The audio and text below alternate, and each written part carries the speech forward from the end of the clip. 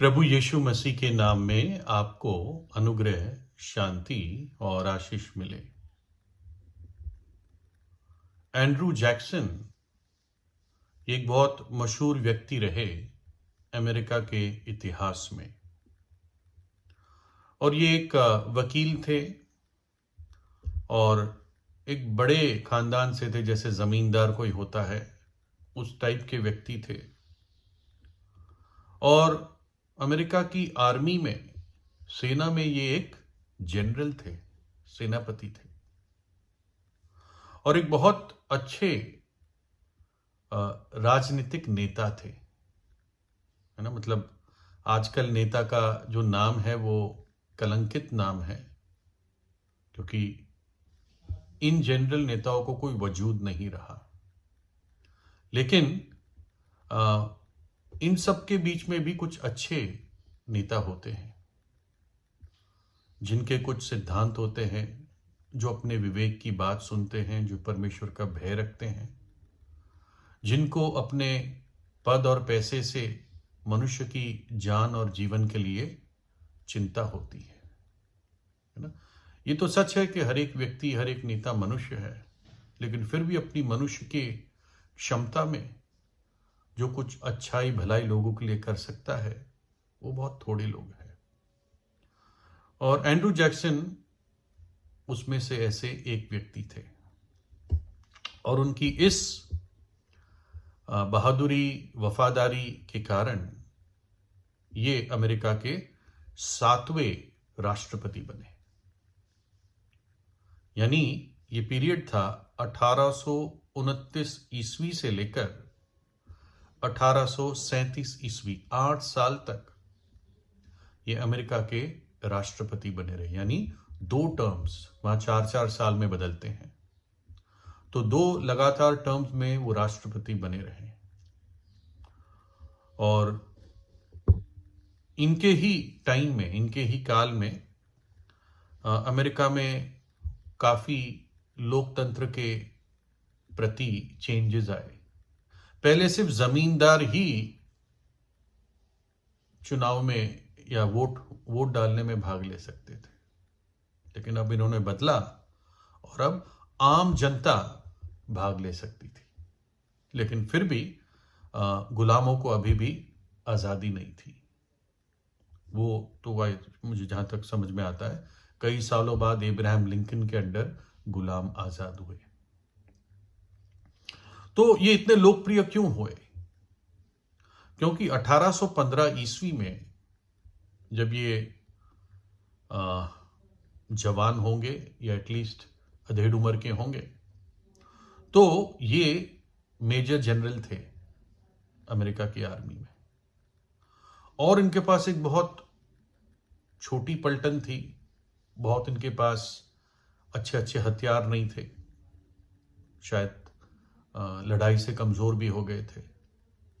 लेकिन इन्होंने 8000 ब्रिटेन के योद्धाओं के साथ लड़ाई की न्यू ऑर्लिन्स जगह में, और इसको बैटल ऑफ न्यू ऑर्लिन्स के नाम से जाना जाता है। जैसे बैटल ऑफ पानीपत है, तो वैसे बैटल ऑफ न्यू ऑर्लिन्स करके जाना जाता है, जहां पर एक छोटी टुकड़ी को लेकर मेजर जनरल एंड्रू जैक्सन ने 8000 अंग्रेज सैनिकों की सेना को हराया। और यहीं से अमेरिका की आजादी भी की एक शुरुआत थी। अमेरिका के ऊपर भी अंग्रेज राज करते थे। तो खैर, ये तो मैंने आपको एंड्रू जैक्सन के बारे में बताया कि वो कितने मशहूर और सक्सेसफुल और सफल व्यक्ति थे और अच्छे व्यक्ति थे। तो एक बार की बात है कि ये एक प्रार्थना सभा में गए परमेश्वर का वचन सुनने के लिए, और परमेश्वर का वचन देने वाले एक व्यक्ति थे जिनका नाम था पीटर कार्टराइट। और ये जाने जाते थे बेधड़क रीति से प्रभु यीशु मसीह का संदेश देते थे। किसी की शक्ल नहीं देखते थे, है ना, लेकिन परमेश्वर का वचन जैसा है वैसे ही दिया करते थे। तो एक दिन अमेरिका के राष्ट्रपति एंड्रू जैक्सन इनकी सभा में आए, और औरों की तरह वो भी बैठे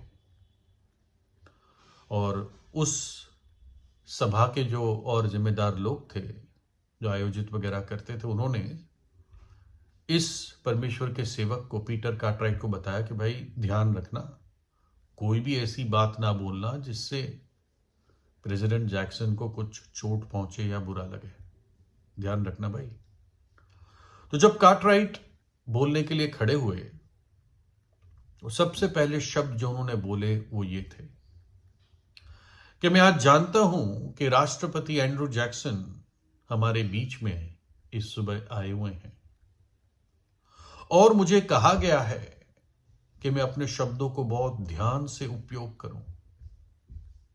इसकी मुझे चेतावनी दी गई है।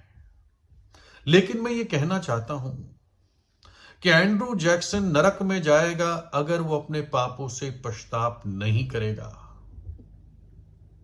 पहला वाक्य करीब करीब उन्होंने यही बोला, एंड्रू जैक्सन नरक में जाएगा अगर वो अपने पापों से पश्चाताप नहीं करेगा। जो सारे लोग बैठे थे कार्टराइट की इस निडरता को देखकर और सुनकर चौकन्ने रह गए, भौचक्के रह गए।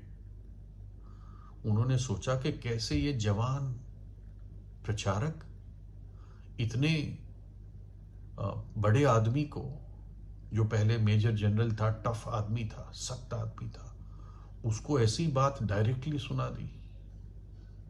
सोच रहे थे अब इस सभा के बाद क्या होगा, राष्ट्रपति का क्या रिस्पॉन्स होगा। इनका संदेश खत्म हुआ, सभा पूरी हुई। फिर वो कार्टराइट द्वार पर खड़े थे, सबको विश करके बाहर भेज रहे थे। तो अब एंड्रू जैक्सन आते हैं बाहर जाने के लिए और एंड्रू जैक्सन उनकी आंखों में आंख डालते हैं और कहते हैं कि सर, जनाब, अगर आप जैसा आदमी मेरी पलटन में होता, मेरे साथ सैनिक होता, तो मैं दुनिया को जीत लेता। लेकिन आप जैसी निडरता चाहिए थी। हम देखते हैं उन्होंने बुरा नहीं माना, उन्होंने अप्रिशिएट किया क्योंकि वो सत्य था। कोई कहेगा एंड्रू जैक्सन क्रिश्चियन था, है ना, तो कार्टराइट को ऐसा क्यों कहना पड़ा। दरअसल कई लोगों को बहुत ही गलत फहमी है। वो सोचते हैं कि कोई क्रिश्चियन नाम होने से या सिर्फ चर्च जाने से या सिर्फ बाइबल पढ़ने से एक व्यक्ति स्वर्ग चला जाएगा। लेकिन इन सबसे मुख्य बात क्या है, सबसे जरूरी बात क्या है, जो होना अवश्य है, और वो है अपने पापों से पश्चाताप। अनंत जीवन, उद्धार या मुक्ति ये विरासत में नहीं मिलता, है ना, कि मां बाप प्रभु यीशु को जानते हैं, उद्धार पाए हुए हैं, पापों की क्षमा पाई है, तो बच्चों को भी मिल गई ना। ये एक व्यक्तिगत निर्णय होता है हर एक व्यक्ति का। प्रभु यीशु कहता है, देख मैं तेरे द्वार पर खड़ा हुआ खटखटाता हूं, यदि कोई मेरी आवाज को सुने तो अपने द्वार को खोल दे और मैं भीतर प्रवेश करूंगा और उसके साथ रहूंगा। मुक्ति तो ग्रहण की जाती है। कोई कहते नहीं नहीं, मुक्ति तो कमाई जाती है, उसके लिए कुछ करना पड़ता है। तो हां, सच में अगर ये कमाई जाती है तो हमारे लिए किसी ने कमा ली है। और वो कौन है? वो प्रभु यीशु मसीह है। एक प्रकार से हमारा बड़ा भाई, जिसने उस मुक्ति को हमारे लिए कमा लिया और अब हमें प्रदान करता है एक तोहफे के समान, है ना, एक गिफ्ट के समान वो देता है। और गिफ्ट सिर्फ एक्सेप्ट की जाती है। बस एक व्यक्ति अपने पापों से पश्चाताप करे, सच्चा पश्चाताप, कि प्रभु मैं आगे से पाप के जीवन में नहीं रहना चाहता या नहीं रहना चाहती, और ये विश्वास कि यीशु ने मेरे खातिर अपनी जान क्रूस पर दी, मेरी सजा को परमेश्वर के पुत्र ने अपने ऊपर उठाया, मनुष्य का रूप धारण करके आया, कुंवारी के जरिए जन्म लिया और फिर मरने के बाद वो एक गुफा में दफनाया गया, लेकिन तीसरे दिन मृतकों में से वो जी उठा। पाप इतना भारी है, इतना भारी है कि अगर एक व्यक्ति पाप के साथ मरता है तो चाहे अमीर हो, गरीब हो, पढ़ा लिखा हो, अनपढ़ हो, गोरा हो, काला हो, ब्राउन हो, पीला हो, ऊंची जात का हो, नीची जात का हो, जो मनुष्य ने बनाई है, अफ्रीकन हो, अमेरिकन हो, इंडियन हो, पाकिस्तानी हो, कोई भी क्यों ना हो, अगर वो पाप के साथ मरता है, पाप के जीवन में मरता है, तो पाप इतना भारी है उस व्यक्ति को सीधा नरक ले जाता है, जो अनंत काल का है, जहां की आग नहीं बुझती, जहां का कीड़ा नहीं मरता। और इस जीवन में पाप उस व्यक्ति को इतना हल्का बना देता है कि उसका कोई वजूद नहीं रहता, सूखे पत्ते की तरह वो व्यक्ति उड़ जाता है। लेकिन मरते समय अगर पाप है तो पाप इतना भारी है कि आदमी नरक की आग में धंस जाता है। इसलिए पाप को इसी जीवन में मृत्यु से पहले मिटाना है, दूर करना है।